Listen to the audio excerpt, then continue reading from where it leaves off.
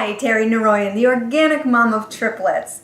Well, today I decided to do something a little bit different. I'm actually going to be a little vulnerable today and talk about some past businesses that I've had. Actually, some wonderful businesses. My very first business was a professional clown. I started in high school, and that was a great experience. And I put together a whole team, Tabby's Giggle Gang. Some of you may remember it, but and some of you may have been on my team. Tabby's Giggle Gang was a wonderful place and time in my life. I learned a great deal about business. And in college, it helped me get through college. Right after college, I decided to move on from that business and use my degree in education.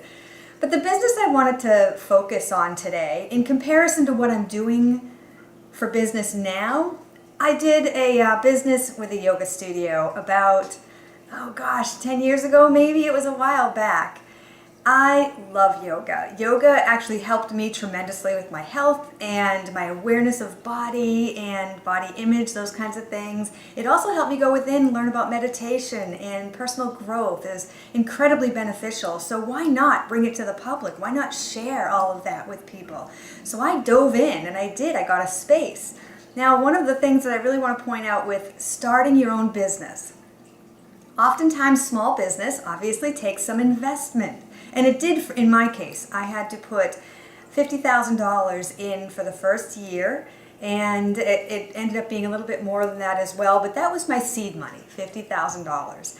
Then I had monthly expenses, and those equaled about, I think between rent and other expenses. I had an online system that was often tracked everything and everybody who was part of my business. It was probably a total of $2,000 a month just for monthly expenses. And I had to make sure that I could bring that money back in with my memberships and the classes I offered and everything else. That was a huge learning curve. I know starting a business can be a challenge, and Seasons of Yoga, my yoga studio, ended up being one of those statistics of startup businesses not making it. So we made it about 3 years and needed to close our doors. Again, awesome learning opportunity. I learned so much about the money management and working with people and offering things to help people. One of the things that I wanted to point out today is that it doesn't have to be that way. And I'm so grateful to have learned this myself, because the business I'm in today, the money I put down was minimal. Back then it was $50,000. This time around it was $500. And that's not typical. There really are not, a whole lot of business opportunities out there where you can put little or no money down. But I found one. And I found one that pays in multiple different ways. It's not the yoga studio. If I didn't have people coming through my door every single day, I didn't get paid.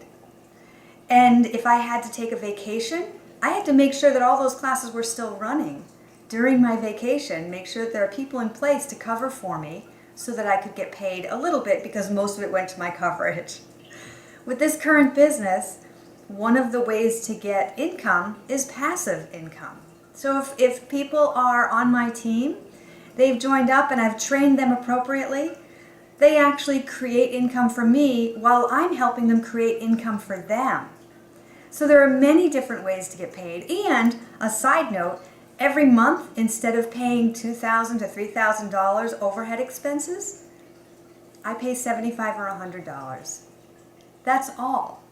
So this business is a much better fit for me. Now, I'm not saying it's a better fit for everybody. Honestly, every business, you have to look at it, see if your heart's in it, see if it's something you're passionate about. There's a lot of reasons to start a business. Never start a business that you're not passionate about.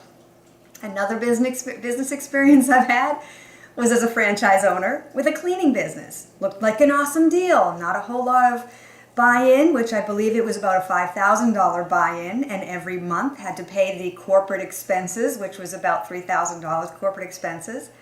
And because I had a full-time job as well, I needed to clean during the nighttime.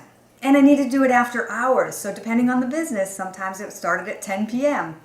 Okay, so now I know, and I knew this back then, but it didn't really calculate. I'm not a night person. And I hate cleaning. No wonder that business didn't go well. So when you are considering a small business, any kind of business, whether it's a home business or you have brick and mortar, whatever it is, make sure you have some passion. Make sure you're behind it and you're willing to put in what it takes for at least the first 2 years and build it from that point on. It's not something you can play with. Oh, I'll try this for a month. I'll try this for a couple of months and then quit. You've lost your investment. You haven't given enough time to build momentum. There's a lot of supports and a lot of opportunities and a lot of choice out there. Make sure you're making the right choices for yourself. What works for you may not work for somebody else. I don't know many people who could go out and be a professional clown and really enjoy it. It sounds like it's really fun. This day and age with those clowns and those reports and stuff, I don't know if it's fun for people. Many people are afraid of clowns too. But stay in tune with who you are and what brings you passion and what you want to express in the world, and whatever resonates with you is what you're going to do best. So you guys have a great day. Enjoy, enjoy, enjoy.